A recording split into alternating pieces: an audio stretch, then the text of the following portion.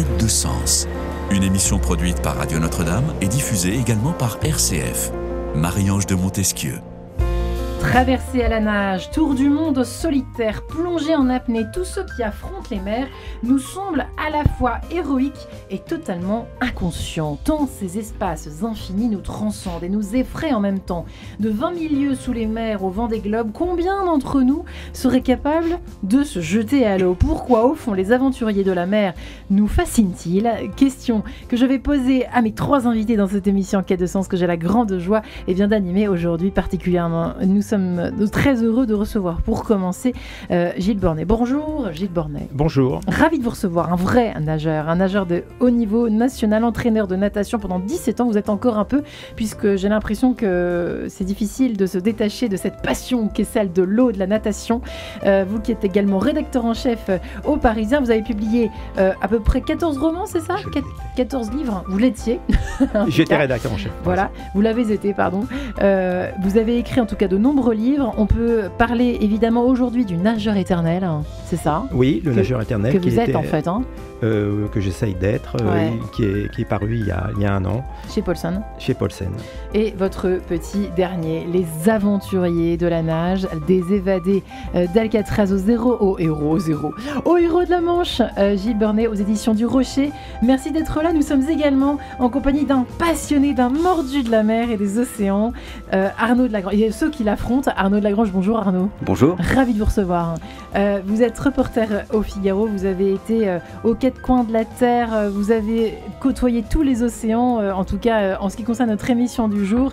Vous avez publié vous aussi plusieurs ouvrages, Les Vents Noirs, Le 8e Soir, Encre Marine et puis le petit dernier, et qui est fabuleusement bien écrit. Je tiens à vous féliciter pour cela. C'est vraiment de la poésie, c'est la poésie de la mer. Vous êtes en concurrence dans mon cœur avec Sylvain Tesson pour la fête de raconter l'eau. Écoutez, ces mots sont trop grands pour moi, mais c'est écrit à l'encre marine, c'est pour ça. Voilà, c'est pour ça, tout simplement. La légende des mers, héros, mystère et aventure au long cours aux éditions du Rocher. Nous sommes enfin en ligne avec une héroïne de la mer et des océans, elle qui les affronte quasiment depuis son plus jeune âge. En tout cas, Isabelle Autissier est avec nous en ligne. Bonjour Isabelle. Bonjour. Très intimidant de vous avoir en ligne. Vous qui êtes quand même, faut le dire, la première femme à avoir accompli un tour du monde à la voile en solitaire. C'était en quelle année ? C'était en 90-91.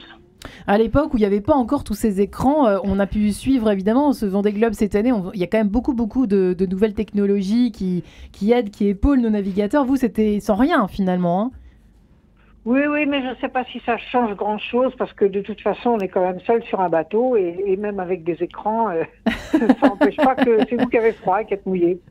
En tout cas, vous venez de publier un roman, votre dernier livre, La fille du grand hiver, également chez Paulsen, Isabelle Autissier. Alors c'est vrai que vous êtes intéressée à une aventurière qui est pas forcément aussi folle de l'eau, folle des océans comme vous l'étiez, en tout cas folle de navigation comme vous l'étiez. Pourquoi tout à coup ce roman, cette passion, cette fascination pour cette héroïne au fond?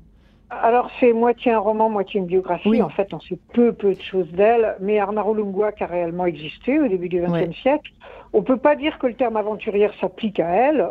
C'est une Inuit du nord-ouest du Groenland qui va en fait partir en expédition en compagnie de Rasmussen, l'explorateur danois, pour traverser tout le Canada dans les années 1920. Donc pour faire essentiellement de l'ethnographie en fait, c'est ça qu'il faut retenir d'elle, c'est que bien qu'étant née dans un igloo, elle va finir par faire un travail d'ethnographe. Ouais. Il en faut de la volonté. Alors pourquoi les aventuriers de la mer nous fascinent-ils? Au fond, s'il fallait répondre à cette question, j'ai presque envie de poser la question à Arnaud de Lagrange qui est avec nous, qui les a explorés aussi, ces océans, mais qui a côtoyé certainement beaucoup de navigateurs aussi. C'est vrai que le Vendée Globe, on l'a vu, alors là particulièrement cette année, alors merci les réseaux sociaux, je pense qu'il y a une affaire de communication, mais on était tous fascinés, alors notamment par Violette, mais pas seulement. C'est vrai que c'est dingue qu'encore aujourd'hui, ces personnes qui osent se jeter à l'eau, que ce soit sous l'eau ou sur l'eau, ça nous fascine littéralement. Oui, mais je crois que... Alors moi, je vais en parler avec beaucoup de modestie, surtout avec Isabelle Autissier qui est là. Moi, je suis un marin de bac à sable, j'aime la mer, mais voilà, je m'incline. Non, je crois que...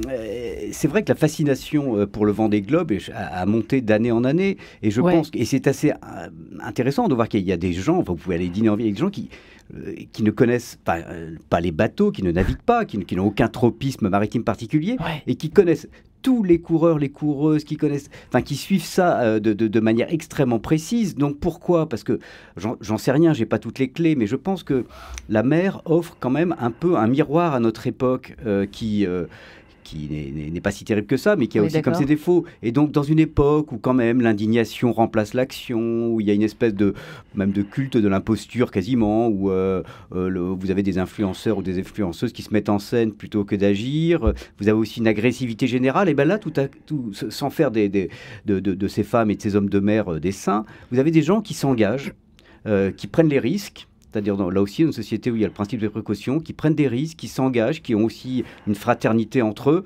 Je pense qu'Isabelle Autissier, il me semble que c'est dans le Vendée Globe, ça doit être 96, quand elle a porté secours à Girerouf, a essayé, malheureusement. Bon voilà, ces sagas maritimes sont peuplées aussi de tout cela. Et donc ça fascine, je crois. Et il y a ce côté...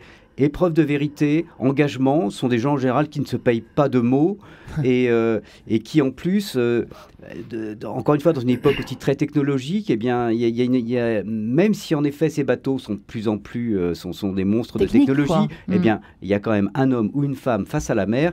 Et je crois que je me souviens d'une interview d'Isabelle Autissier qui disait à un moment sur le Vendée Globe, tu appartiens à la mer ou quelque chose comme ça. Elle disait en gros, c'est l'océan qui décide. Wow. Et voilà, et je pense que tout ça fascine notre époque, avec en plus, mais on pourra en parler après, je pense, ce côté un peu dernier espace de liberté de la mer, la phrase d'Alessandro Baricco que j'aime beaucoup, qui est à la fois toute simple et tellement juste, où il dit « La mer est sans route, la mer est sans explication ». Et là, voilà. Tout est dit. Tout est dit. On peut fermer les micros. N'est-ce pas ? Alors vous Isabelle Autissier, effectivement, c'est bizarre de vous poser la question. Pourquoi vous nous fascinez finalement, vous voyez ? Mais vous, est-ce que vous êtes fasciné finalement par la mer déjà ? Est-ce qu'elle continue de vous fasciner, de vous attirer, de vous faire peur en même temps ? On dit souvent que c'est un peu ça le paradoxe des navigateurs, chez les navigateurs. Non, alors si j'avais peur, j'irais pas parce que je suis pas maso. Et puis qu'en plus, la peur, elle naît de la méconnaissance. Et plus on connaît, plus on peut être prudent, plus on peut être sur ses gardes. Ouais. Mais quelque part, moi, on a peur. D'accord. Mais après, oui, la mer continue d'être un univers fascinant qu'on connaît très peu. Elle n'est même pas cartographiée. On cartographie mieux la Lune aujourd'hui que le fond des mers. On se dit qu'il y a entre 2 et 10 millions d'espèces inconnues dans la mer. Donc vous voyez qu'on ne sait même pas être capable de dire à peu près combien. Et puis oui, il y a encore plein de choses qui sont complètement inconnues, même si petit à petit, quand même, on découvre des choses. Ouais. Alors, entre la mer et la piscine, il y a une énorme différence.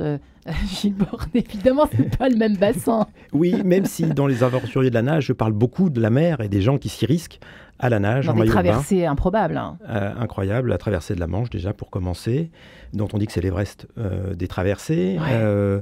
Je parle aussi du détroit de Gibraltar, de descentes de rivières qui font plus de 80 km.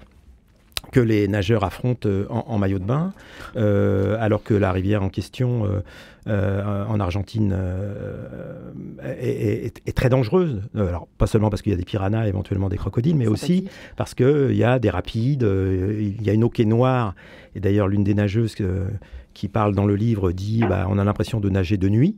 Donc c'est accessoirement fatigant et angoissant. C'est un truc pour commando, ça. C'est un truc, comme vous dites, que raconte Aurélie Muller, qui a été la plus grande championne d'eau libre française, qui a été 2 fois championne du monde du 10 km et qui a été aussi disqualifiée, alors qu'elle était vice-championne olympique à Rio en 2016, pour une faute que j'essaie d'analyser et que je qualifie d'imaginaire, et qui pour se remettre de cette déception et même de cette dépression, s'est dit, je vais faire une épreuve encore plus difficile. Et donc elle fait la traversée de rivière la plus difficile qui soit, la Coronda en Argentine, qui fait là que 57 km, mais toujours pareil, l'eau est si sombre qu'on a l'impression de nager la nuit. Il faut savoir que là-bas, c'est le Tour de France, c'est-à-dire que c'est retransmis en direct, filmé par hélicoptère, que c'est nager un jour férié, pour que des centaines de milliers d'Argentins puissent la suivre en direct. Donc là, on peut parler de fascination à la fois pour la rivière, mais aussi pour les gens qui osent s'y aventurer et la descendre. Et dans le livre, il y a aussi également, avec beaucoup de détails et d'émotions parfois, l'aventure des gens qui se sont lancés dans la Manche, dans l'Atlantique, dans le détroit de Gibraltar. Alors pourquoi, justement, je me suis demandé pourquoi ces gens allaient risquer leur vie. C'est ce que j'allais vous demander. Pourquoi font-ils ça? Alors certains le font parce que... C'est quand même fou. C'est fou de faire ça, en fait. Voilà, il y a une folie là-dedans. C'est fou. Alors il y a aussi ce que vous disiez tout à l'heure, c'est que la mer fascine. Alors c'est quoi la fascination? C'est le mélange de la beauté et du mystère. C'est-à-dire c'est ce qui nourrit le romanesque. Et donc on devient un héros soi-même en se risquant dans la mer. J'allais dire plus encore qu'en se risquant à l'assaut de l'Himalaya ou de l'Everest. C'est-à-dire que, d'ailleurs, il y a moins de monde qui traverse la Manche que de gens qui escaladent l'Everest. Il y a moins de morts aussi, parce que les gens sont un peu plus préparés. Mais voilà, on devient un héros soi-même. Et puis, on va vraiment conquérir l'inconnu, parce que la mer... Ce que disait Isabelle Autissier, c'est on ne peut pas se reposer sur ses deux pieds. Vous êtes obligé de nager en permanence. C'est vrai que c'est fou. Ou de glisser, quand on a un voilier, effectivement. Oui, quand on a un voilier, voilà. Mais c'est quand même se lancer à l'assaut de quelque chose dont vous ne savez pas de quoi il sera fait, entre les tempêtes, les méduses, les méduses, mais quelle horreur. Le mauvais temps, etc. La froidure de l'eau. Nager dans 15 degrés, c'est pas pendant 15 heures pour traverser la Manche, c'est pas donné à tout le monde, et surtout pas à moi qui ne l'ai jamais fait, qui ne le ferai jamais. Parce que vous avez quand même, vous en avez fait des kilomètres, mais que dans la piscine. Parce que j'allais vous demander, la mer ne vous... Si, j'ai fait quelques traversées. J'ai été très très mauvais parce que j'avais très froid. Et je nageais mal le crawl quand il y avait des vagues qui me tombaient sur les bras. Vous dites que vous comparez la nage en tout cas à l'alpinisme, en règle générale, à l'alpinisme sur une montagne plate. Hein, c'est ce que vous me disiez tout à l'heure. Ça marche pour la navigation, ça. J'imagine aussi la même sensation d'affronter les vagues. J'ai presque envie de demander à Isabelle Autissier de réagir à cette comparaison, à cette métaphore. Isabelle Autissier, est-ce que vous avez l'impression que la navigation, c'est un petit peu ça, l'alpinisme sur une montagne plate, hein, parfois, en tout cas. Alors, la mer n'est pas forcément plate. Elle est des fois... Oui, c'est ça d'ailleurs, exactement. En fait, je ne sais pas s'il faut comparer comme ça. Moi, je pense que dans les deux cas, la comparaison intéressante, à mon avis, c'est qu'on est dans la nature et on est dans les conditions de la nature, ce qu'on ne fait pas faire ailleurs, ce qu'on ne fait jamais ailleurs. Par exemple, la météo, c'est très important. Et on est dans des conditions où souvent, personne ne peut venir vous chercher. Donc, il faut une très grande autonomie dans tous les cas, quoi. Moi, je vois plutôt ça comme passerelle. Et encore aujourd'hui, dans le Vendée Globe, il y a des endroits, je crois, on n'a pas trop parlé, mais où, je ne sais plus le point... il y a encore des zones dans le Vendée Globe, des zones sur la planète où on ne peut pas venir vous chercher, je crois. C'est l'essentiel de la navigation, parce que encore, dans l'Atlantique Nord, ça va, il y a toujours un cargo qui traîne. Dans l'Atlantique Sud, c'est déjà plus compliqué.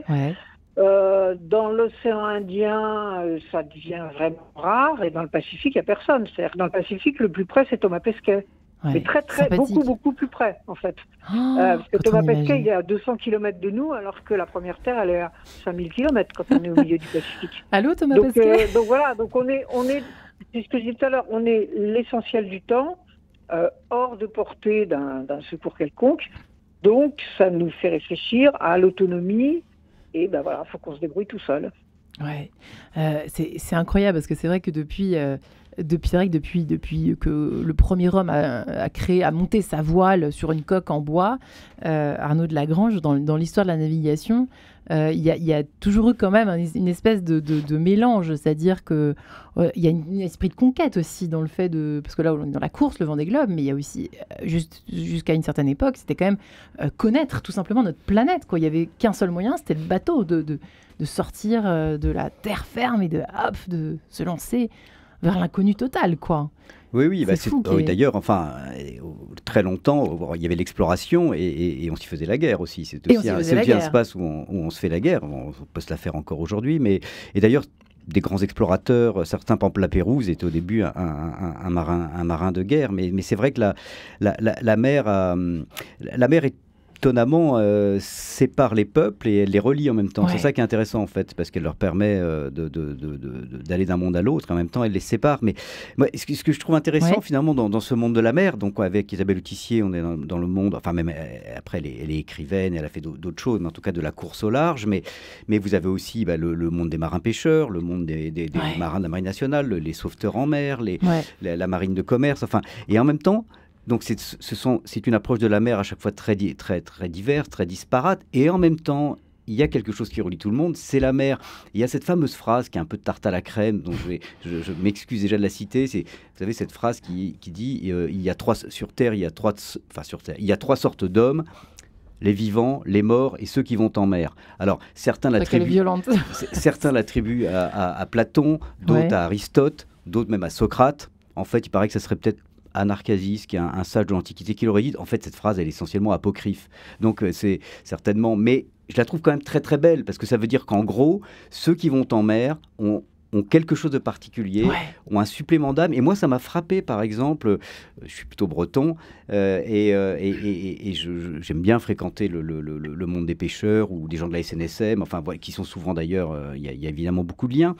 Et même chez des gens qui n'ont pas forcément une approche romanesque de la mer, parce que la mer, c'est aussi, comme le disait Victor Hugo dans Les Travers de la mer, c'est à la fois une puissance magnifique, mais c'est aussi le lieu de la souffrance humaine. Enfin, je veux dire, ce que décrit aussi un écrivain comme Conrad, enfin, les forçats de la mer, voilà, la mer peut être dure pour ceux qui y travaillent. Et donc, mais en même temps, je voyais ces marins-pêcheurs qui, encore une fois, ne peuvent pas se laisser aller à la dimension poétique ou onirique ou à la contemplation, c'est pas leur truc. En même temps, quand on parle avec eux, le seul fait d'aller en mer par rapport à quelqu'un qui irait, je ne sais pas quoi, à l'usine ou au champ, ça leur donne une espèce de fierté, un petit éclat particulier. Et c'est ça qui est étonnant, moi, et que je trouve assez formidable. Et qui nous fascine d'ailleurs. Et ça fait partie de cette fascination. Aussi bien les uns les autres. Eh bien, nous nous séparons une première fois, si vous le permettez, tout simplement avec la mer de Charles Trenet. Rien que cela, à tout de suite. La mer, on voit danser le long des golfes clairs, à des reflets d'argent. La mer, des reflets changeants sous la pluie. La mer, au ciel d'été, confond ses blancs moutons avec les anges si purs. La mer, bergère d'azur infinie. Voyez,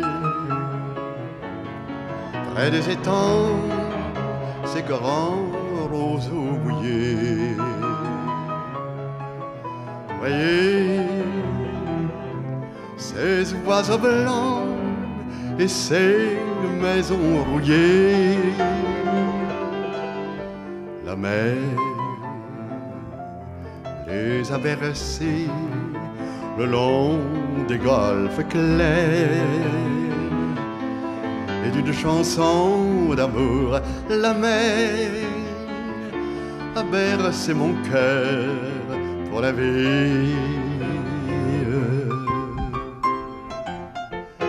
La mer qu'on voit danser le long des golfes clairs, à des reflets d'argent. La mer, des reflets changeants sous la pluie. La mer, au ciel d'été, confond ses blancs moutons avec les anges si purs. La mer, bergère d'azur infinie. Voyez, près des étangs, ces grands roseaux mouillés. Voyez, ces oiseaux blancs brouillés. La mer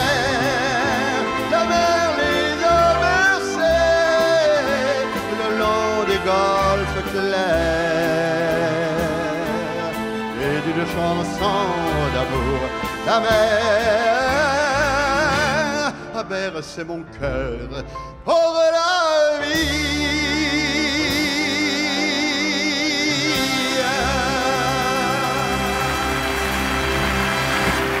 Et la mer, c'est leur cœur à eux aussi. Isabelle Autissier et Arnaud de Lagrange en tout cas, et l'eau en général, dans laquelle ils se baignent chaque semaine avec une assiduité sans pareil. Gilles Bornet, voilà, qui est avec nous, nos trois invités, Arnaud de Lagrange, Gilles Bornet, Isabelle Autissier, qui répondent à cette question.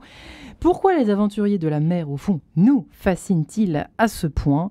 On commence évidemment à y voir plus clair dans ce mystère que représentent pour nous tous ces métiers de la mer. C'est vrai, vous le disiez, vous avez raison de leur rendre hommage, Arnaud de Lagrange, que ce soit la navigation, mais aussi tout ce qui est la marine marchande, la SNSM, ces gens qui partent tous les matins en mer, la nuit, le jour, qui restent dans le froid, sous l'eau. Enfin, moi, ça me paraît complètement infaisable. Enfin, je ne pourrais jamais...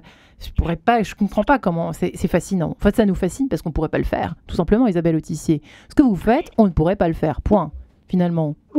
Non, pas du tout, je pense que ça c'est pas vrai. C'est vrai ? Il suffit de commencer, oui, moi j'ai commencé, j'étais une petite fille de 6 ans, je savais rien faire, j'avais pas de force physique, j'y connaissais rien, puis j'ai appris. Ouais. J'ai appris et j'y ai passé beaucoup de temps, évidemment. J'ai passé beaucoup d'énergie. Voilà. Mais tout s'apprend. Qu'est-ce qui vous plaisait le plus au départ ? Ouais, pardon. Non, mais après, il faut juste, c'est comme tout ce qu'on aime faire. Voilà, il faut accepter la règle du jeu qui est d'y passer du temps et de l'énergie.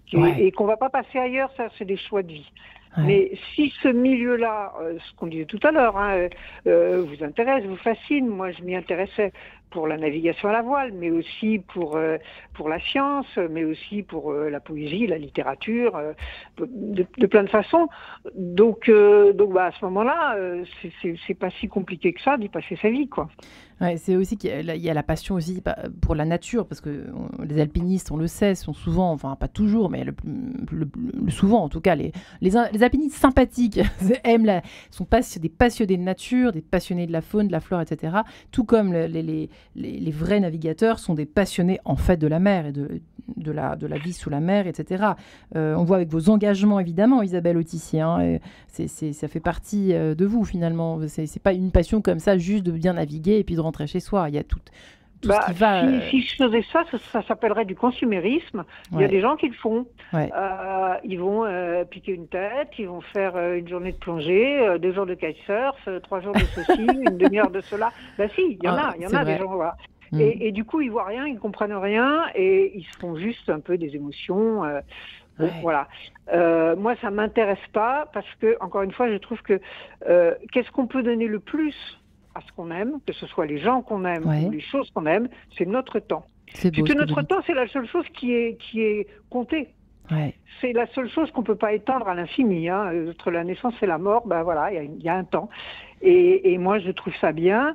Quand je vais en mer, c'est ma façon à moi d'aimer la mer, d'y passer du temps. Sinon, ça veut rien dire. Et puis sinon, je comprends rien. Et c'est complètement superficiel. Et c'est finalement pas intéressant, quoi. Une leçon de réalité avec Isabelle Autissier, finalement. Il nous faut du temps et prendre conscience que il passe ce temps. Arnaud de Lagrange, vous souhaitiez poser une question, je crois. Non, quand j'écoutais à votre question précédente, quand vous disiez Isabelle Autissier, mais nous, on pourrait pas faire ça. Alors, avec beaucoup de modestie, Eddie Messi, d'autres, il suffit de s'y mettre, de commencer. Non, je pense que tout le monde ne peut pas faire un Vendée Globe. Mais dans mon livre, d'ailleurs, dans le chapitre où je parle un peu d'Isabelle Autissier, je parle de 2 Anglaises, puisqu'on parlait de la fascination, qui m'ont fasciné, moi, qui sont les pionnières de la navigation en solitaire, mais sur l'Atlantique, là. Et si vous me permettez juste en 2 secondes de parler d'elles. Allez-y. Et c'est pour montrer que c'était des femmes qui n'avaient très très peu d'expérience maritime au départ. Donc on est en 1953, si je ne me trompe pas, Anne Davison, qui est avec son mari, alors il y a ce côté fantasque des Anglais, un peu fou, que j'aime bien. Elle est à moitié, elle travaille dans une ferme en Écosse, puis à un moment, elle est quand même un petit côté aventureux parce qu'elle est la première femme à passer sur le brevet de pilote de ligne. Mais bref, avec son mari, ils décident de changer de vie. Ils achètent un voilier et ils veulent partir vers les Caraïbes. Ils partent du nord de l'Angleterre, mais 10 jours plus tard, dans le sud de l'Angleterre, ils font naufrage. Et dans ce naufrage, le navire est drossé sur les récifs, le mari meurt. Bon, donc l'expérience se termine là. Et cette femme, au bout de quelques mois, se dit non mais en fait si je veux, après ce drame, et si je veux reprendre le contrôle de ma vie, il faut que j'aille jusqu'au bout. Donc elle décide de traverser l'Atlantique toute seule. Elle achète un petit voilier de 7 mètres, et un voilier de l'époque, des années 50, vous voyez en fait. Hein. Et alors qu'elle a très peu d'expérience maritime, il y a un ancien commandant de la marine, de la Navy, qui lui donne quelques cours là, et elle part, et elle devient la première femme à traverser l'Atlantique avec des escales. Elle fait 18 mois. Et là aussi, elle a des phrases très belles. Elle a écrit un bouquin où elle dit combien, en fait, c'était important pour sa construction humaine. Mais encore une fois, elle n'avait quasiment aucune compétence. Et en 71, donc un peu plus tard, alors là, je l'aime beaucoup, Nicolette Mindwalker. Elle se balade au salon nautique à Londres, un peu comme le salon nautique de Paris, puis elle voit les bateaux, elle se dit, bah voilà, non, il me faut un bateau comme ça, et je vais traverser l'Atlantique. Alors elle a un voilier un peu plus grand, 12 mètres, et elle part, et elle va être la première femme à traverser l'Atlantique en solitaire, sans escale cette fois-ci. Ouais. Et ça, alors, et elle avait juste fait une croisière aux Açores, je crois, avec des amis avant, c'est-à-dire qu'elle avait quasiment, et encore une fois, des bateaux très peu équipés, et c'est vraiment un cran, un culot pas possible, et aussi une force morale pour faire ce qu'elles ont fait. Et d'ailleurs, ce qui est assez marrant, et ça, c'est qu'en fait, ce flambeau de la navigation en solitaire au féminin a été repris plutôt par des Françaises après, puisque c'est Isabelle Autissier. C'est vrai. Après, c'est Isabelle Autissier, Catherine Chabot, là, autour du monde. Mais au début, sur l'Atlantique, il y a notamment ces 2 Anglaises qui sont assez fascinantes. Alors, dans votre chapitre qui est consacré à Florence Cerceau, justement, Arnaud de Lagrange, fille du large et de la liberté, vous faites parler Yann Kefelec à propos de la mer, justement, où vous dites, vous le faites parler, je crois, hein, c'est la mer et la voile qui l'ont réparé. Alors, il parle de Florence Artaud, c'est peut-être ça vous le faites parler à propos de Florence Artaud. Oui, voilà. Il y a une sorte de... Oui, effectivement, on a l'impression que, comme tout à l'heure, Gilles Bornet nous parlait de l'eau, il peut pas... Enfin, hors antenne, vous lui disiez, c'est ma vie, c'est ma conduite de vie, c'est ma règle de vie. Voilà, je peux pas m'en passer, en fait. Je peux pas m'en passer. Comme s'il y avait une espèce de choses qui nous dépassaient avec... on dirait qu'on a passé quand même 9 mois dans l'eau, dans le ventre de nos mères. Je sais pas s'il y a un lien. Mais il y en a qui en font. Hein. La mer, c'est un peu le rappel du liquide amniotique, ça, je pense, d'une certaine manière. Peut-être. Je n'en sais rien. En tout cas, moi, c'est le sport que je trouve le plus agréable parce que, comme je dis souvent, c'est un des rares sports où, bon, moi, je nage 1h30. Ouais. Et lorsque vous finissez votre séance, vous êtes en bien meilleur état que lorsque vous la commencez. Et c'est, je pense, le seul sport qui nous met dans cet état-là, même à haut niveau. C'est-à-dire que quand vous faites une séance très difficile, lorsque je m'entraînais très dur, je pense que j'étais en meilleur état physique, physiologique, psychologique que lorsque j'avais commencé la séance. Ouais, Isabelle Autissier, vous parlez souvent, je remarque effectivement que régulièrement vous parlez de la solitude en mer. Il y a un rapport presque naturel entre le marin et la solitude. Il faut aimer être seul pour être un bon marin, au fond, ou pas. Il y a un drôle de rapport à la solitude. Alors, il ne faut pas forcément aimer être seul pour être un bon marin. Il y a des gens qui ont navigué qu'en équipage et qui étaient des marins extraordinaires. Mais à un moment donné, forcément, ce rapport, on va dire, à la planète, à l'océan, à l'immensité, ça vous renvoie évidemment un peu à votre petite personne, quoi. Et donc finalement, j'allais presque dire qu'il y a un côté un petit peu naturel à un moment donné à avoir envie de naviguer seul. Moi, je fais pas que ça. Maintenant, je navigue que en équipage. Mais c'est vrai que pendant une quinzaine d'années, j'ai beaucoup navigué seul. Et il y a une... Oui, c'est presque un geste pour moi un peu naturel de prendre un bateau et de partir parce qu'au fond, j'ai pas forcément besoin d'avoir un écran, l'écran un petit peu fait par les autres, on va dire, hein, entre moi et la mer. Maintenant, la navigation en équipage, ça a d'autres intérêts. Ça a au contraire l'intérêt d'une construction collective, de tenir compte des autres, justement, de s'appuyer les uns sur les autres. Donc, c'est autre chose, quoi. Ouais. Parce que c'est vrai qu'on nage seul, comme alors pour le coup on nage seul, on peut nager à côté de quelqu'un, mais on peut pas lui parler, quoi. On peut pas lui parler, mais il y a quand même beaucoup de pratiques différentes de la nage. Dans le livre Les Aventuriers de la nage, j'en parle. Il y a par exemple Stéphane Croze qui lui nage dans les tempêtes. Il habite à Quiberon. Lorsqu'il y a une tempête, les gens rentrent aux abris. Lui, il sort son maillot de bain et il va se jeter à l'eau et il va braver les tempêtes. Et il m'a expliqué, et je l'ai raconté, comment affronter les vagues, comment affronter les déferlantes. Il y a suivant la forme de la vague, vous allez nager différemment pour pas qu'elle vous retombe dessus et qu'elle vous emmène vous briser contre les récifs. Ça lui arrivait malheureusement de temps en temps, mais en tout cas, c'est une technique. C'est pas une tête brûlée. Bon, il a un courage qui dépasse l'entendement. Faut pas faire trop de mouvements. Il faut il faut bien nager déjà. Il nage bien. Il faut être vif. Il faut savoir analyser un peu comme un marin. Il faut qu'il sache analyser la force de la vague. Est-ce que c'est un tube comme ceux qu'aiment les surfeurs? Est-ce que c'est une vague qui va mettre du temps à se briser, etc. Et puis vous avez même dans le livre, j'en parle, des gens qui eux se plaisent à nager dans de l'eau très froide, c'est-à-dire de l'eau qui fait moins 5 degrés et même moins de 0 degré. Je pensais que vous parliez de 10 degrés, moi. Ah non, il y en a qui nagent dans de l'eau à moins 1 degré pendant 40 minutes, ce que normalement le corps humain ne peut pas supporter. Donc l'un d'eux me détaille tout ça en me disant c'est formidable, on fabrique plein d'hormones lorsqu'on nage dans de l'eau très froide. Bon, après, comme j'ai parlé assez longtemps avec lui, il m'a montré ses mains qui ressemblaient à des pattes de lézard et il m'a dit qu'il s'était retrouvé 2 fois à l'hôpital parce qu'il avait son cœur qui n'en pouvait. Mais nager dans de l'eau à 10-15 degrés, ça peut, pour ceux qui supportent, faire beaucoup de bien parce que ça vous permet de libérer des hormones. En fait, on est en train de parler tous les quatre, enfin vous êtes en train de me parler depuis le début de l'émission de dépassement, c'est-à-dire qu'il faut, c'est dur de sortir en mer l'hiver quand il fait froid, qu'il pleut, etc. Il y a quand même quelque chose de dur, Arnaud de Lagrange, qu'on voit, et qui affronte sans mal. Nos marins fétiches. Oui, et pourquoi, le marin qu'on aime. Et pourquoi est-ce qu'on affronte cette dureté, ou en tout cas cette difficulté, en tout cas. Le psychanalyste de la mer, Arnaud de Lagrange. Non, mais je suis peut-être mal placé pour. Je vais pas m'envoler trop, mais non, mais je pense que de toute manière, il y a quand même la mer vous renvoie. Il y a cette phrase que je cite là du poète Guy Vic qui dit quand devant toi tu as l'océan. Tu fréquentes les abords de ton intérieur. En fait, on va quand même chercher une partie de nous-mêmes, comme d'autres, comme les gens qui vont en forêt, d'autres qui vont au désert, ou d'autres qui... Je pense que... Mais la mer a peut-être encore une dimension encore un peu plus forte. Pour ça, on va chercher. Et que l'on navigue, d'ailleurs, on n'a pas besoin, d'ailleurs... je sais pas, nos auditeurs, peut-être, sont peut-être pas tous de grands marins, loin de là, mais le seul fait de regarder la mer... Je suis tombé l'autre jour sur une phrase de Kerouac, c'est pas dans Sur la route, c'est dans Les Clochards Célestes, où il dit quelque chose comme... j'avais contemplé 60 couchers de soleil depuis ce rocher abrupt et j'avais acquis la certitude d'une liberté éternelle. C'est-à-dire le seul fait de contempler face à la mer, à mon avis, donne une forme d'apaisement, donne le sens de la nuance aussi, qui malheureusement est un peu perdu dans notre époque. Ça aide à tout ça. Alors, je ne suis pas non plus naïf, c'est pas en se mettant en fleur de lotus sur la plage, en regardant la mer, qu'on va régler la guerre en Ukraine et ce qui se passe à Gaza. C'est pas le sujet. Mais quand même, je pense que ça a cette vertu-là. Et la nage aussi.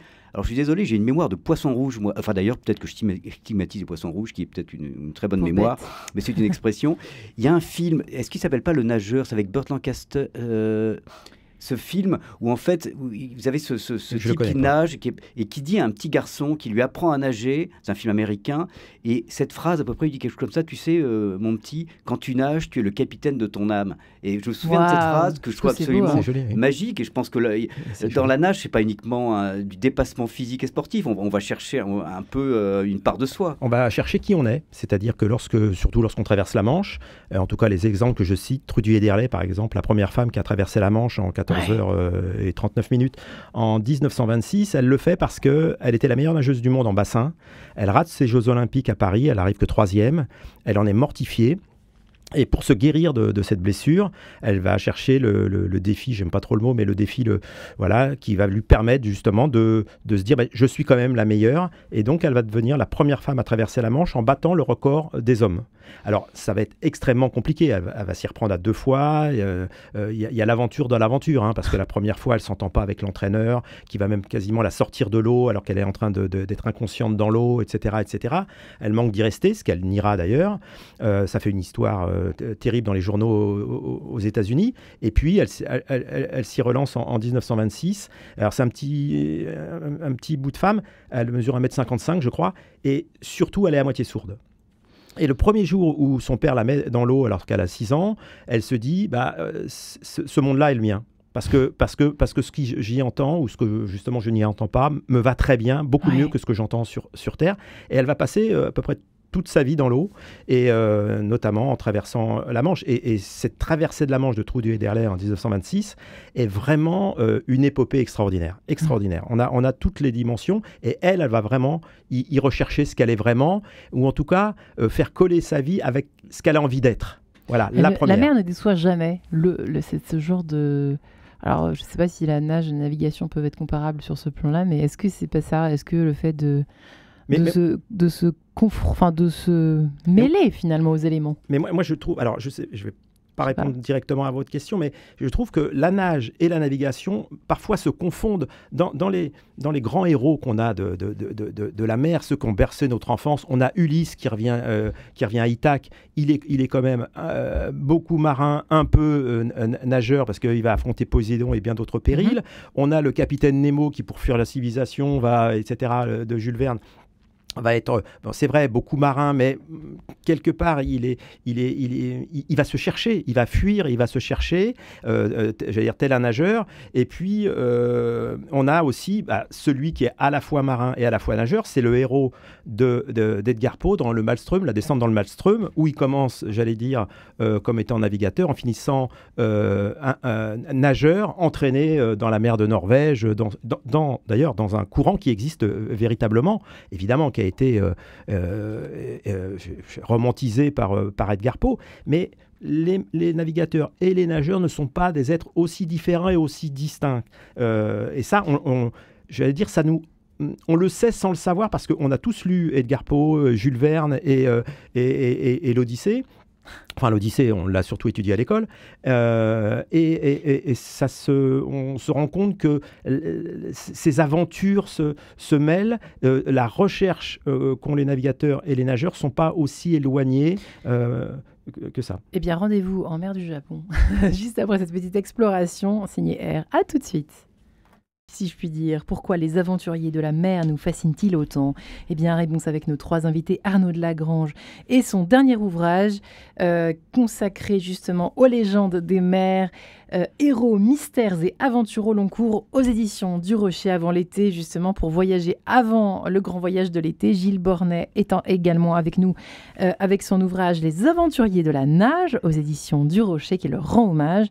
Isabelle Autissier, enfin, première femme, évidemment, grande navigatrice à avoir fait ce tour du monde à la voile en solitaire, qui cette fois s'intéresse dans cet énième livre, dans cet ouvrage, ce roman, mais pas seulement, La fille du grand hiver, chez Paulsen, qui n'est pas une aventurière, m'avez-vous repris tout à l'heure, reprise Isabelle Autissier, mais une courageuse, une femme en tout cas, qui savait ce qu'elle voulait et qui est allée au bout qui a atteint son objectif quand même, Isabelle, au cœur de son igloo, de son Grand Nord, elle s'est quand même dépassée, cette femme.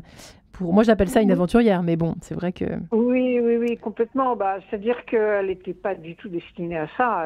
Quand on est dans le nord du Groenland au début du XXe siècle, on est destiné à devenir une femme de chasseur. Voilà. Donc, à mâcher des peaux, à faire des enfants, et voilà. Et puis voilà. Et elle sait un peu tout faire. Elle est un peu... On lui dit facilement qu'elle est la meilleure partout. Et elle va insister à un moment où elle ne devrait pas partir dans cette expédition parce que son mari est mort et qu'en principe il partait en couple, et elle insiste pour partir toute seule, enfin pour faire partie de l'expédition. Elle va avoir gain de cause, et en fait elle va effectuer un travail incroyable, quoi. Ouais. Donc c'est vrai que c'est quelqu'un qui a à la fois beaucoup de courage et beaucoup de suite dans les idées. Ça fait penser à personne, Isabelle Autissier, ça. Bon, en tout cas, c'est vrai que Arnaud de Lagrange et Gilles Bornet on évoquait ensemble, Isabelle hors antenne, la question de la triche, et on se disait effectivement que c'était difficile de tricher à la fois en nageant et en naviguant. On ne peut pas tricher face à l'eau et à la mer. Isabelle, qu'en pensez-vous? J'imagine que la réponse est évidemment non, on ne peut pas tricher. C'est pas possible. Si, bien sûr. J'adore. On est toujours surprise avec vous.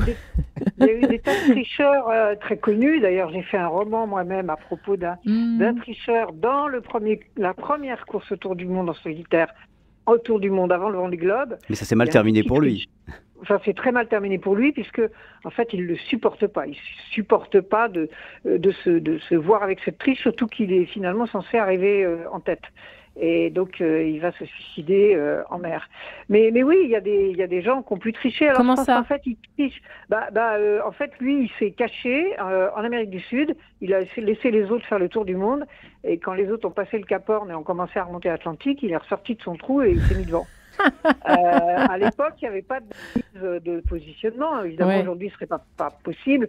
Mais il y a quand même des gens, plus récemment, qui ont pu tricher. Par exemple, si aujourd'hui, le fait d'avoir un routeur, c'est-à-dire quelqu'un qui vous fait une météorologie pour vous sur mesure, c'est interdit.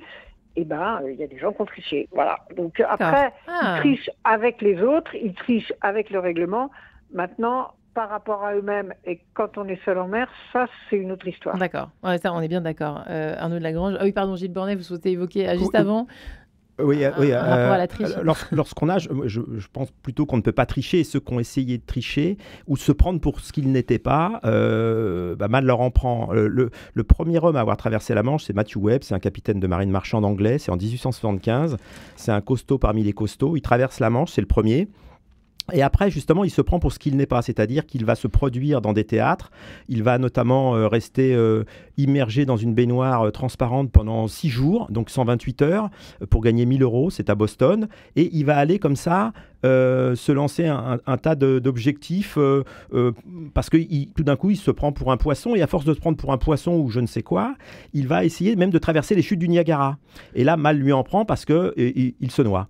Voilà. Wow. Donc on ne peut pas tricher, enfin ça dépend ce qu'on veut dire par tricher, mais en tout cas on ne peut pas se prendre pour autrement que ce que l'on est vraiment, parce que sinon vous finissez au fond, quoi. Bon, on n'est pas des poissons quand même, hein. On peut essayer, mais il y en a qui mais même les poissons dans le chute du Niagara, ils sont pas fiers, hein.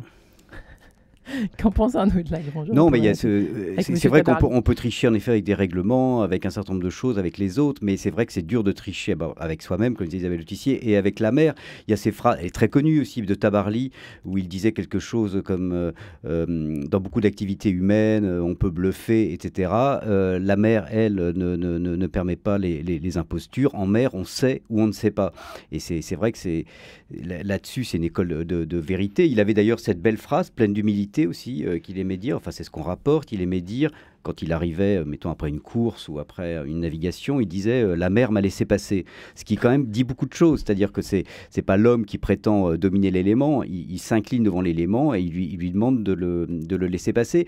Et moi je me souviens à sa manière, c'est un marin pêcheur de Loctudie, mon village de Bretagne qui est cher à mon cœur. Donc le patron, un ancien pêcheur et patron du canot de la SNSM m'avait dit un jour, parce que je lui disais quand même il y a une humilité là de vos hommes, il me dit mais l'humilité c'est pas une vertu pour nous, c'est juste une question de survie. C'est-à-dire que si on n'est pas humble, c'est genre relativisant presque en disant on n'est pas en tiré gloire d'être modeste. C'est juste que si on n'est pas modeste, on va mourir, on va y passer. Et c'est très juste. Mais et puis Isabelle Autissier parlait, enfin vous disiez cet engagement d'aller jusqu'au bout, cette école, et qu'on retrouve dans ce roman parce que moi je viens de lire, je suis parti au Groenland là, il y a 15 jours et j'ai emmené le dernier livre d'Isabelle Autissier, le dernier roman. Et il est vraiment fantastique parce que il y a d'une part, je trouve qu'il y a un travail ethnologique ou ethnographique sur les Inuits, on apprend énormément.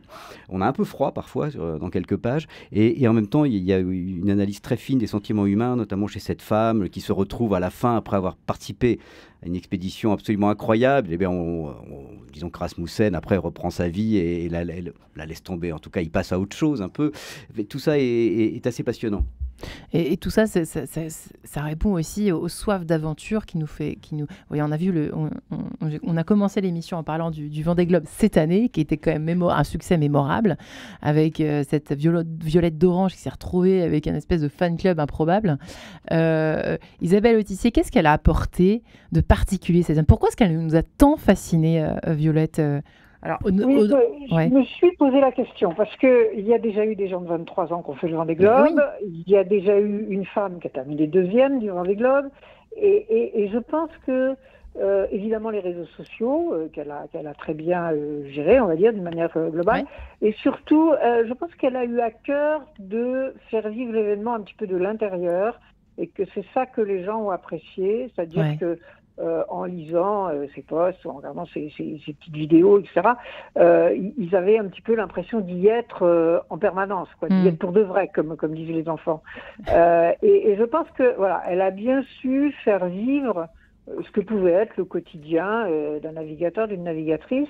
Et les gens étaient heureux de ça parce qu'au fond, sinon, on communique finalement relativement peu. Hein. Il y a des interviews de temps en temps, on envoie un peu des petites choses, mais voilà, elle a vraiment suivi, tenu le fil du début à la fin. Et je crois que c'est ça que les gens ont aimé. Et puis on a vu aussi que les navigateurs, les champions, les championnes sont parfois aussi inquiètes. C'est-à-dire que tout n'est pas oui, je maîtrise l'élément, il n'y a pas de problème, je maîtrise la voile, je maîtrise tout le bateau. Il y a des moments où on se pose des questions et c'est vrai que c'était sympa de la voir s'interroger. Mais on est inquiet en permanence.